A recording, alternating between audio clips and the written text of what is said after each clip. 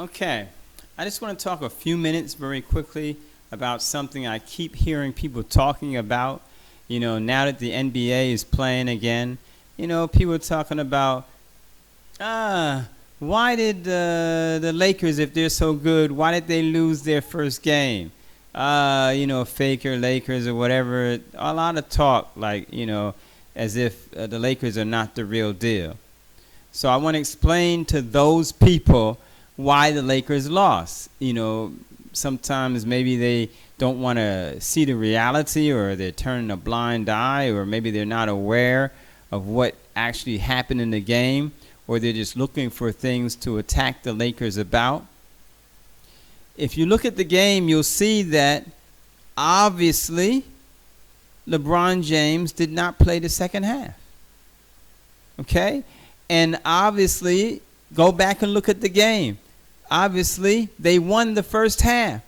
They won the first half like by 10 points easily. It was a breeze. If you watched how AD was playing, butter, smooth, his shots, everything was looking good. Same thing with LeBron James. He was taking it easy, and they still won the first half by 10 points. That was the game. So when they sat out, AD sat out, LeBron sat out, then they let, people from the players from the second unit go in, as well as the players, that are from the G League coming in and playing. And they played good. They kept the game close. And mind you, even if you look in the third quarter, Porzingis was still in there, and Doncic was still in there. LeBron wasn't. So they took advantage of the third quarter to get themselves back in the game and to start winning. That's when Luka decided to go sit down. That's when Porzingis would come in and out. After that, after they secured the game. That's simple.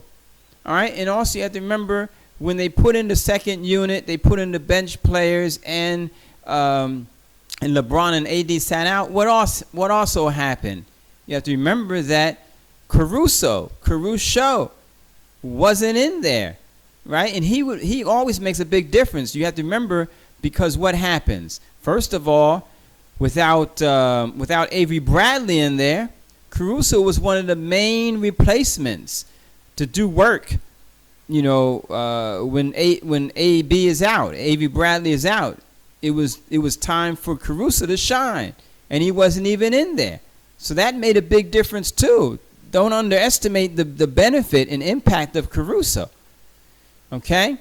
So Avery Bradley is out, right? And also even when you talk about the second unit, you also have to think about some other players that were not in there. Okay? I think all of you know who I'm talking about. All right, and it's interesting, though, just to notice that both of the players that didn't join the Lakers, they're actually ex-players for the Boston Celtics. And both of them are out, so coincidentally, right? So you know what I'm talking about, Rondo. Even though Rondo isn't a great shooter, three-point shooter or anything like that, he's a great, excellent ball handler.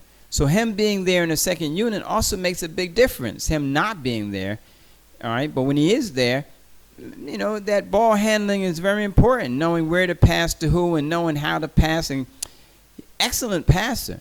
So you have to understand that's what we're seeing. We're not seeing that obvious effect on the first unit, on the starters, because they're there, except for Avery Bradley, of course. But we don't see that impact of the loss of Avery Bradley in the starting unit. But we see that impact from the bench unit and from also throwing in G League players and everything else like that there.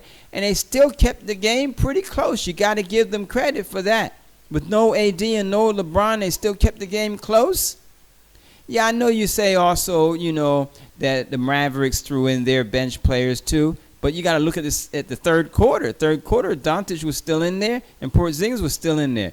And then that big guy that they had in there, he was like it was a piece of cake. He was so tall. He was just shooting over everybody, even shooting over Dwight Howard. The guy is tall. So I don't know where they got him from and all that, but all of that made a big, big difference, because they didn't have the height advantage like they have over most teams when that big guy got in there. All right, so that's basically why they lost. It's no point of concern except that the second unit, they're not as strong as they could be or would be if A.V. Bradley was there. But they'll get it together. Believe me. Because the players that were in there, they're just getting in the groove, just trying to figure out, on the fly how to play with everyone else. So you're talking about another team, even though the Mavericks, you're talking about they already know how to play together. So you're talking about keeping it close. You got to give them credit for that. You got to give them some thumbs up for that. For the people that were on the floor for the Lakers in the second half and keeping the game close like that there, you got to give them credit for that. And that's basically why they lost, for those who can see.